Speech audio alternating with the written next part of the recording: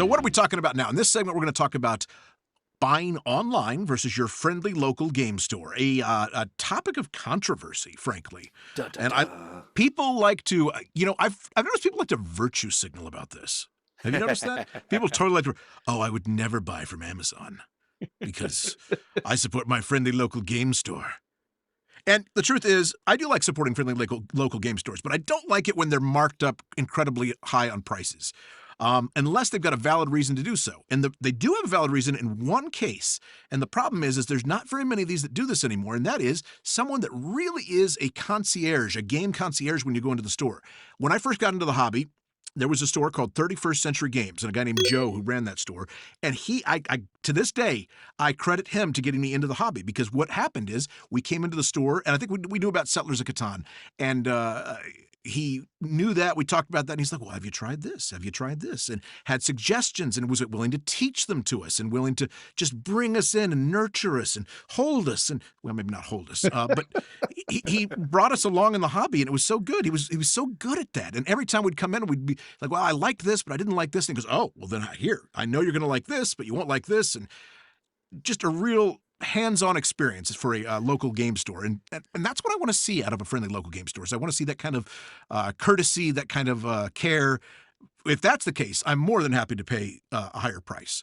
But I'm not going to virtue signal either. There's times I bought on Amazon. There's times I bought on Miniature Market. There's times I bought on places that are significantly cheaper. And I'm not ashamed to say that that's okay too. So I go a little bit both ways, if you will. Whoa.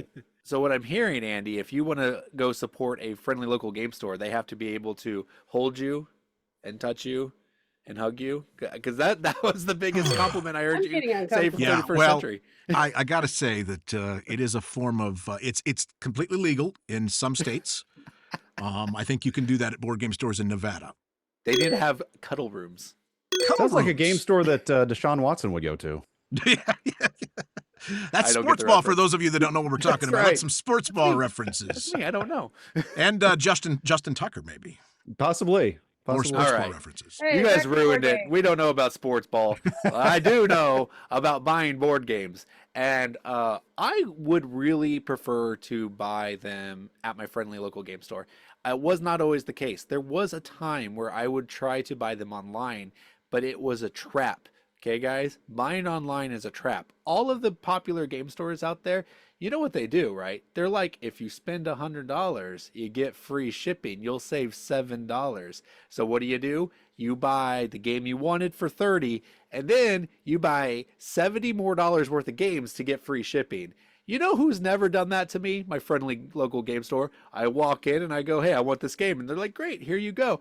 And I walk out spending exactly the amount that I thought I was going to spend. Unless they say you should also buy this, and I go, oh, okay, I'll buy that one too. But they have to ask, and they don't always ask. But when you do online, they're doing it all the time. They're always pushing you to buy more. And also, this is my warning for Amazon. This is not virtual signaling, Andy. Okay, this is legitimate criticism. Do not buy your games from Amazon. I had bought 3 copies of Marvel United, not on purpose, because one of them came with the split shipping label right on the cover. And I was like, well, that's not great. So I sent that one back. Next one came in a bag, in a little paper bag. I opened that thing and it was dented and dinged. And I was like, you've got to be kidding me. So I sent it back and then I went and bought it from the store because I was like, this is ridiculous. And lately, every time I buy from Amazon, I don't know if it's going to be the real one, if it's going to be a knockoff, if it's going to come in a plastic bag. Come on, guys, go support your local game stores. Also, if you use the local game stores to play games at, 100% you need to be supporting them. Do not go there and expect them not to want you to buy something. You should buy at least something, or don't use their space. They're a business. Again, though, I stick by what I said. I'd like to see a little bit of customer service from some of the friendly local game stores. I'd like to see them really get in there and try and take an interest in what you want. Leave something for the rest of us to say. This is an important thing. Leave something for the rest of us to say. Maybe we're going to talk about that. And by the way, I for one support our overlords like Jeff Bezos. There you go.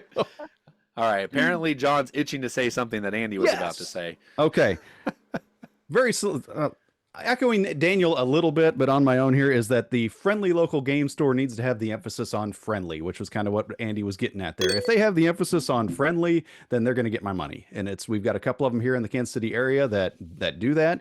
And when I first got into the hobby, I was attracted to the online because it was cheap and because I didn't know a lot of games. And I'm like, oh, that game looks good and it's cheap. I'm going to go ahead and get it. And then you get a good deal and you get a game, and the game is no good because online is just online. It's whatever it is. But if you go to your friendly local game store and they kind of curate what they have out there, they don't try to put garbage out there for you to buy, then you might end up with something that you'd never heard of. Like when I went into the local game store recently and picked up Creature Caravan that came out last year that looks exactly like a John game, and I never heard of it. But I mean, but if they hadn't had it in their store, I still wouldn't have heard of it. But I went in their store and I bought it. And there you go. And they're friendly and they're awesome. And then some of them will give you points where you can, instead of your free shipping or whatever, you're getting points on purchases in the future. A couple of them in town do that. And so, and then to echo what Daniel said though, too, if you're going there to meet up and play games with people, buy some snacks, buy some drinks, buy some whatever they offer, buy an expansion to a game, something like that to give them a reason to have you in the store. But yes, now I'm very much into the FLGS rather than the online as much. I do have a couple things in a cart somewhere on one of these online things, but it takes forever for me to fill up to get the free shipping, and that's fine. It's like it's ones I know I'm going to play, but I get cheap. Hang on to them for a while, and then we'll have them shipped. That's why I have every once in a while my awesome unboxing, where I can't remember what I ordered because it takes so long for me to get that much in there. So now, John, you just seem like a sucker to me, is what I think. And why is that? Because you said I will. I found this game because it was on the shelf. Yeah.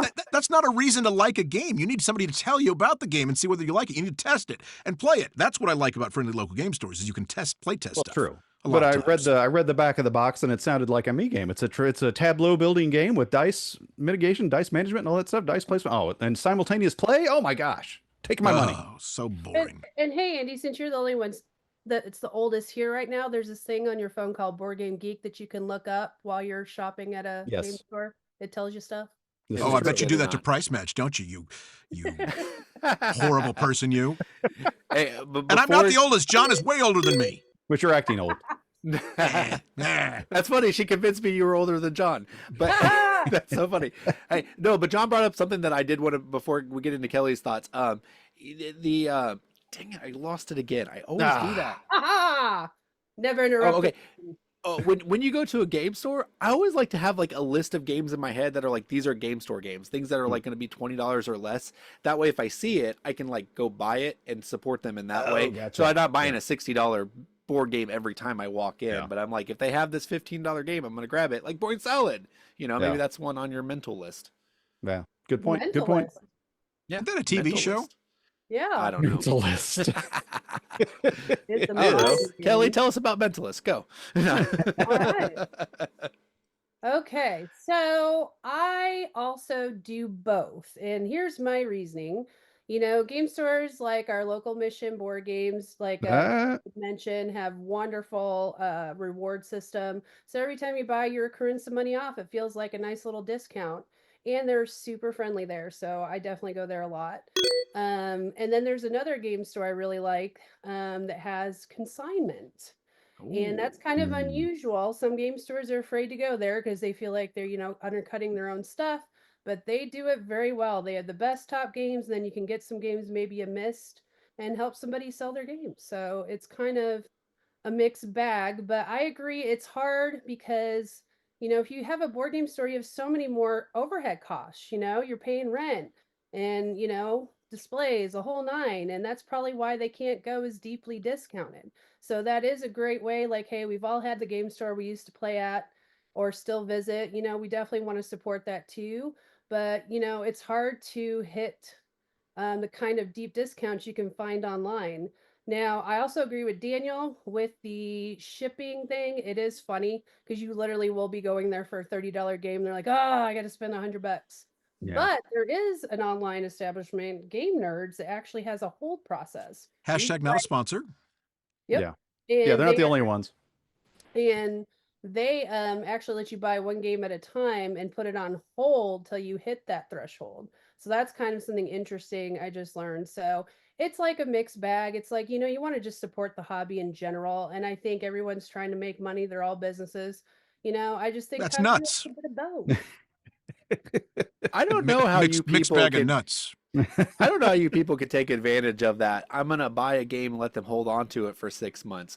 I don't have the patience. I want that game now because there's a spot on my shelf that isn't full, and I need it to be in there. See, Because I'm this not is why actually gonna play the game. this is why we can't take you to Gen Con anymore. Oh my gosh! And there's no that was a spots on trap. your shelf. That's a lie. You're right. I think the first day at Gen Con last year, Daniel was in there 20 minutes and he was like, I have 4 garbage bags full of games. Where can I put these? I was like, Yes, dude. but I bought very calm little for down. the rest of the week. Oh, really? Just a couple Okay. more games. That's good. Good for you. You should 4 see or my 5 more Geekway games. hauls. Well, what do you guys think out there? What do you think about buying from your friendly local game store versus online and the man, the machine, the corporate? Ugh. Tell us what you think in the comments below, and don't forget to like and subscribe and support your friendly local game store. Speaking of virtual signaling, Oh yeah, that's what I do, baby. virtue. I think I said virtual. You did. Virgil. You did say virtual. Hey, Virgil, over here. That's Virgil. Thank you for watching this clip from Around the Board. If you'd like to watch the full episode, please click on the link down below. Around the Board is essentially a game show featuring 4 board game enthusiasts that discuss board game topics and news in a competitive format. Whoever wins gets to talk about whatever he wants at the end of the show. So please join us, won't you, Around the Board?